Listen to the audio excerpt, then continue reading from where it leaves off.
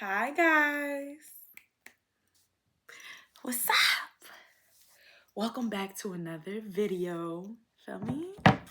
This is my second YouTube video. Second.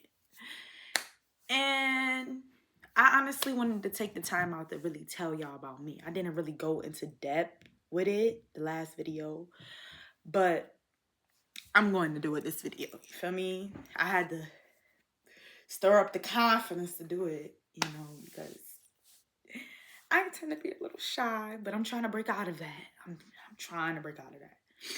So, honestly, let me tell y'all about me. So, my name is the sassiest secret that was paved through the fire in the darkness of depths. It made it out. It made it out. Now I'm working on me, I'm working on getting this body right, getting this mind right, getting this spirit right. And I'm just trying to love me, and the journey to self is an amazing journey. It's an amazing journey. It's been amazing so far, but I still got more to go, and that's why I wanted to add y'all to my journey.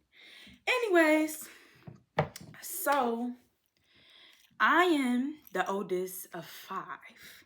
For me, 5. And I've been through some stuff. My childhood was kind of rough for me, personally. Like, it wasn't a lot of love. It was just survival. And just, my mom, she did the best she could, with no instructions. Like, most kids don't come with instructions. But she did all that she can, to the best that she could. Anyways, definitely didn't grow up with money, grow up with a lot of money. We had what we needed, not what we wanted, for me. And shoot, I guess it was enough to get us by, or whatever the case may be. And, teenage years was rough for me. I done been through it all. I used to drink, smoke, party. I used to love that because I was very depressed because I wasn't getting the love I needed at home. So I went looking for love in all the wrong places, literally. And the one that actually was there for me through it all was my grandma. R.I.P. my grandma. I love her to death. For me, before she passed away or whatever. But she was there. That's why I love her, because no matter what I did, she accepted me and loved me for who I was. And it wasn't like she never tried to down me down. She always encouraged me to be me, and really break out of my shell. But more things I went through in the world, the more I couldn't be me, or whatever the case may be. But yes, I used to be outside. I used to love that party scene because that's when I got the most attention and just the most energy. So I fell in love with that. I used to drink, smoke, and that was because, smoking was what everybody did around me. So, when you don't got no real good examples, you end up following, it, whatever you see around you. So yes, I used to drink, I used to smoke. And I was young doing this stuff. That's why I'm so mature now and I'm not really interested in that. And I'm 20 now, for me. But what? 15, 16, for me? Like 14, 15, 16. Definitely was outside for me. Like whatever they want to call it, running the streets or whatever. But it was really just looking for love in all the wrong places. So I learned a lot of lessons very, very early, about friends, about not trusting people, about not doing certain things that mess my life up. I didn't, take pills and nothing like that. I was not into nothing like that. Coke, I ain't go that far. No. The farthest I went was smoking and drinking for me because, some people don't come back. Some people do not come back from that. So that's as far as I went. And honestly, I used to party for a while until that scene got old. Parties getting shot up. It was dangerous after a while to go party, be outside. And I'm from a small city in New York, Rochester, New York. I moved away because there was a lot of negativity, a lot of just bad vibes within the circle. Sometimes you got to get out the circle. For me, that's my grandma used to tell me, like, hey, you got to get out the circle. But I never knew what she meant until I moved away. For me, like, moving away, You got to relearn everything. Long story short, that's where I'm from. Feel me? Or whatever. But what changed my life was when my grandma passed away. Once she passed away, I knew it was not going to be nobody there to really protect me and give me the love I needed. And from there, it was like I was on my own.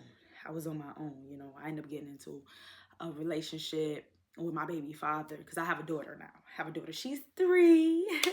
I'm doing a really good job as a mommy. Anyways, after my grandma passed away, because I was dealing with so much grief and nobody to really talk to and really like share it with, I ended up messing with my baby father. He caught me at a vulnerable time, very vulnerable, and I just, you know, honestly, I just wanted to like keep myself distracted from like, you know, the grief I was feeling. So I ended up getting into a relationship and I was really, giving it my all or whatever the case may be, and I ended up with a baby, ended up with a little baby, whatever. The first, it's crazy because when I was losing my grandma, I had got pregnant at that time. But I shared it with my mom and she made me get an abortion. Feel me? But she didn't really understand how much, emotion that is on a female body, especially a young female. So I was, it's not something I really wanted to do, but I really didn't have no choice because my mom was in charge of me. I didn't have nowhere to go. I didn't have no breakout. I didn't, you know what I'm saying? So it was her choice, but it really messed me up mentally and emotionally because she wasn't really there for me. So I had to deal with that on my own. So how I dealt with that, I got into a relationship to actually, what's the word? To actually just distract myself from all of the pain I was feeling. Long story short, not even 3-4 months after I had that abortion, God sent that baby right back and I got pregnant again. But this time I was in a better position. I wasn't in my mother's house. I was at a Center for Youth Transitional Living place, where for young mothers, for young people, that's not in the custody of their mother. So that's what changed my life. I had got a little job or whatever the case may be within those times of me having an abortion for me getting pregnant again. So that's what made me keep the baby, like even though I'm not in the best position, I know that I'm gonna be good. And then on top of that, I was scared to go through the abortion process again. I'm not gonna lie, it's not normal. So it's like an empty soul, like in your body. You don't wanna do that. Feel me? I ain't wanna do that personally, because that pain, I ain't wanna go through that again. Like, especially after losing my grandma, no. So I was in a transitional living place and I had a job. So, and the place was for young mothers. So I was surrounded by a whole bunch of moms and I ended up being a mom. So it just was like, forget it. I'm going to keep my baby. And they supported me the way I needed it, the way my mother couldn't support me. They supported me the way I needed it, And so after I got pregnant, and I decided to keep the baby, it was just, that was where my changing point is. I was already working and stuff, but now I had a reason to go hard. So, I was going to school or whatever, and it was a lot on me at the time, a lot. And it was just like I had to push through. I was pregnant, I was losing, was going through grief from losing my grandma, working, trying to, get over the fact that I don't got my mom's support the way I needed it. And then on top of that, what made it even worse, after I passed that 3 months mark, my baby father started acting crazy, like treating me any kind of way, arguing with me, just going through, like just taking me through so much, like, and it was so bad. I was so depressed that I ended up having my daughter early. I had her at 6 months, 25 weeks, and by the grace of God, you know, she survived. She was in the NICU. And then on top of that, I had these people that was really helping me, and it be those people that be standing outside the abortion clinics or whatever. Yeah, they actually really help. They help people with their baby, especially when you want to keep your baby and you don't got no support for her. They really help, and they helped me a lot. Like, by the time my baby came home, I had everything I needed without her father helping with anything, you know. And that's what really, really pushed me to continue to graduate, you know, to graduate from high school, whatever, you know, just continue going. But long story short, I graduated with a baby. I did that, you know. And after I graduated, I had my own crib. I had moved into my own crib from the transitional living place. Everything was all good, but I was still missing something. I was lonely, desperate, and I wanted love, you know, even though I didn't realize the love I needed was God had already gave that with my child, you know, but at the time I was so desperate, you know, I didn't know how to love myself. So I felt like I needed validation. I felt like I needed love, or whatever the case may be. So I ended up meeting this dude, or whatever the case may be, you know, and I moved him in. I moved him into my crib. Very stupid, you know, but I moved him into my crib. You know, he didn't pay a bill in it. And I'm thinking because I made it easy, he was going to come in and help and do whatever he needed to do. But he did the total opposite. The total opposite. Listen here, okay? Listen. That's why I understand why you got to love yourself, because people is wrong, okay? Anyways, that's how I ended up with that situation. You know, I left my baby father, you know, because he was violating, doing all type of crazy, wild stuff, and I just got so tired of it, and I couldn't, you know, continue to hold on and let a man disrespect me, no matter what, if I had his child or not. So I left him, moved into my crib. No, I ain't moved my baby father in there, but I still needed that help, and I still needed that love. So out of desperation, you know, I met this dude. He was cool or whatever, but I ain't really like vet him or nothing like that. I just moved him in my crib. I didn't really know him like that. I didn't know who, nothing. Like, I needed that help. So I moved him in my crib. He was helping me, you know, to be doing the bare minimum, but he wasn't really helping the way I genuinely needed it.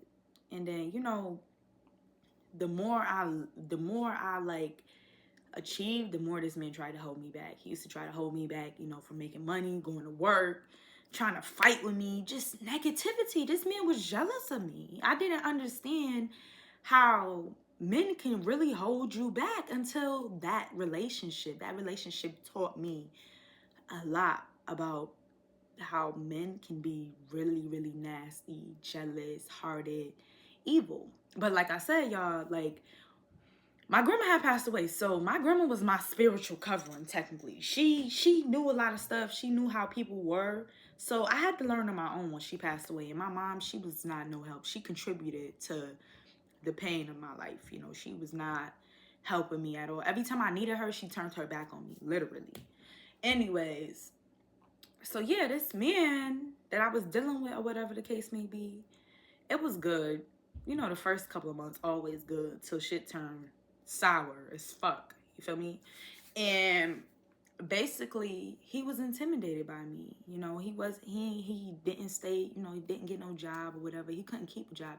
Even if he got a job, he was so broken inside. He was so stuck on scamming and stealing other people's money that he just, no matter what he did, everything just fell apart because he wasn't healed himself. So, you know, they say the man you get is a reflection of who you are. So but the thing is, I was always ambitious, going to get my stuff, you know, going out and get my stuff, but I didn't love myself, you know. So that was the man I got because I didn't really, you know, love myself enough to really check him out and really understand him as a person. So I had to learn the hard way.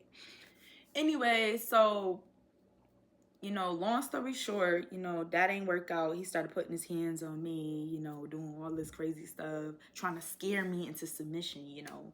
And after dealing with my baby father, I wasn't going for that. You feel me? Like, we was getting it popping. What's up? Like, you're not about to do this. You're not about to do that. You're not about to do none of this shit. Like, we not doing that, you know? Like, especially with me, I'm paying bills in my crib. You think you about to try to do all of this when you don't got that type of power. You don't got that type of authority. You don't got none of that. Like, I'm not going for none of that. You know, I tried to leave him or whatever. He used to break in my crib all type of shit. So I moved out of my crib. You know, long story short, once I moved out of my crib, you know, I had asked these people that was around me, my cousins, you know, my cousin's sister or whatever, you know, can I stay with them for a little bit? And they let me stay with them until they tried to extort me for money. Extort me for money, literally. You know, they said, oh, you got to pay this amount a month. I gave them the money. Then a week later, they talking about I got to get them $350. And then I'm like, that's not going down. Absolutely not. I'm in a messed up position or whatever. So basically, the little bitty stuff I had, they basically tried to kick me out and keep my stuff. I wasn't with none of that. That wasn't going down because I'm not a pussy. You feel me? I'm not weak. None of that shit. So long story short, they didn't want to fight, whatever the case may be. So I made sure I got my big ass 60-inch TV out that fucking house. And I just said, fuck them, whatever the case may be. So, and then that's how I ended up back on my mother.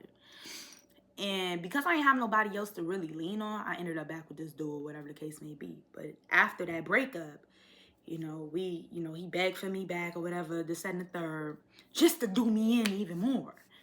Anyways, so that's how I ended up with my mom, you know, and my mom, it's like a love abuse thing. That's how I ended up back staying with her, whatever the case may be. And I was messed up. I was sleeping on the floor in the attic. For me, I was fucked up. Like, you know, I was messed up. Like, I always had a job, but I couldn't keep my money because these people around me, everybody wanted a piece of what I had, even though I didn't have shit. Nothing to give. You know, I couldn't even keep my shit to myself to actually grow and get to where I needed to go. So, long story short, you know, every time I would make bread, these people was around me was taken from me, even though I was already fucked up. They didn't give a fuck about that, whatever the case may be. So, and then I was with this dude that was jealous of me, you know, so he was really trying to take everything I had. Like, literally, all these people was contributing to my downfall, you know, and it's not even me. I'm trying to get myself up. And the more I take 2 steps, these motherfuckers push me 10 steps back. That's how real it is. And people are nasty. That's why you can't trust no one, especially not your family. Family show you that. Long story short, after that, you know, moving into my mom's crib or whatever, you know, I used to get hotels or whatever because I didn't want to be there, you know, because I ain't have no peace. No matter what I did, I ain't have no peace. And this nigga was contributing to that, whatever the case may be.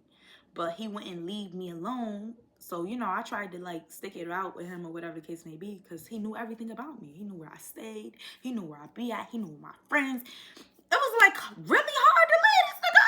You know what I'm saying? He would not leave me alone, especially after doing me wrong or whatever the case may be. So, you know, I was stuck between my mother love abusing me and this nigga. These are 2 narcissistic ass motherfuckers. I was stuck in 2 narcissistic ass relationships with motherfuckers. You know what I'm saying? These are narcissists. These are people, they help you just to abuse you. Help you just to abuse you. You feel me? So, long story short, my mom, she let me stay with her for a little bit. That's when she started, you know, asking for money, whatever the case may be. And I'm like, yo, I'm not in no position to give. You know, you got to give me a chance. So when I get to a certain level, I can give to you. I got you, whatever. She didn't give a fuck about that. She didn't give a fuck about that. Absolutely not. So, long story short, you know, all the time had passed, so whatever the case may be. I'm dealing with this nigga mess, bullshit, whatever the case may be. And, then I finally I got my tax money.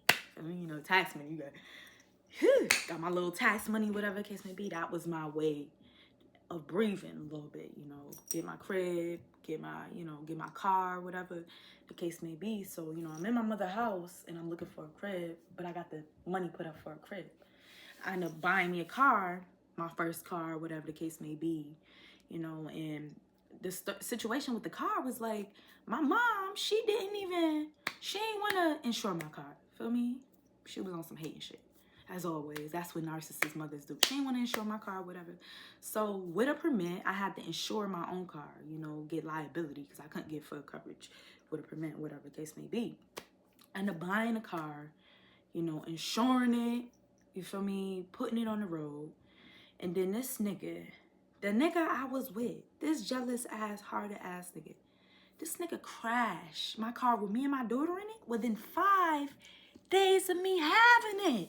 5 fucking days. That was the icing on the cake for me.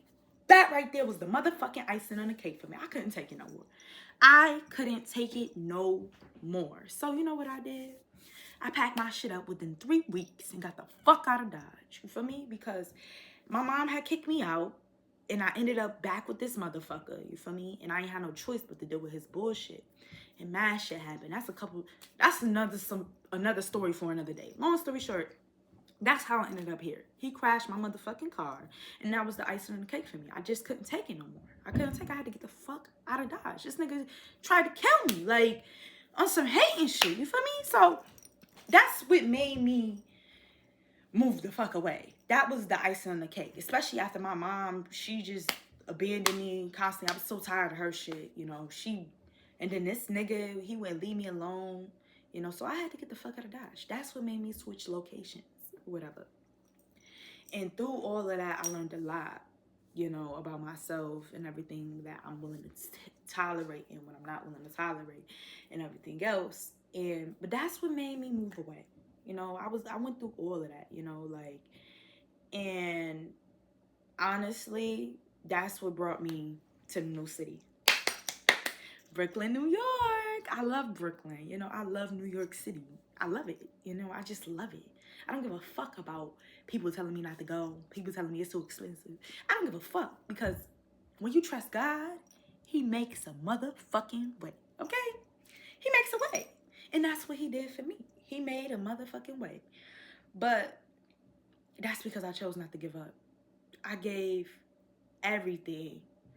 I couldn't not to give up. It was plenty nights of me crying because every time I would look pretty, this man would literally fight with me, argue with me. You know what I'm saying? Like, we literally fighting. We fighting in my mom's house and everything. Like, that's how real it was because this man, he was so jealous of me that he did everything in his power to really make me feel like shit.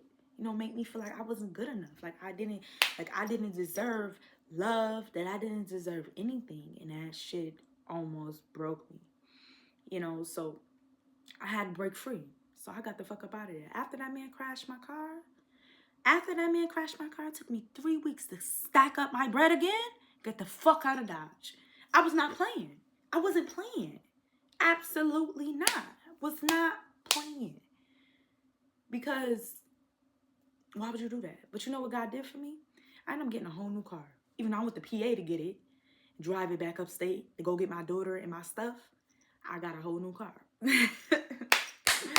And that's how God would do that, you know? So and I came out here and that started my journey. You know, that started my journey. So honestly, that's why I want to share it with y'all. That's what I want to do. You know, I want to help the women that feel like there ain't no way out. I want to help the people that feel like, you know, the women that feel like they ain't good enough.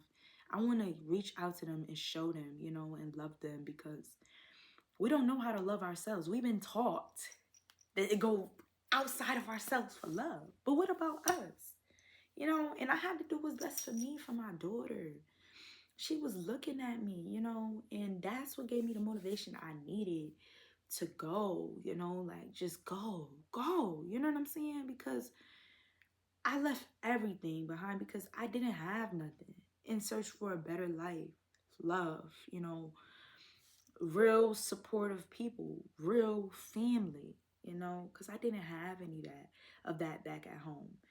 And that's the best thing I ever did. Now, I told myself, if I can make it in New York, I can make it anywhere. And I tested myself on that motherfucking theory. And when I say this first year has been rough, do a bitch in, okay?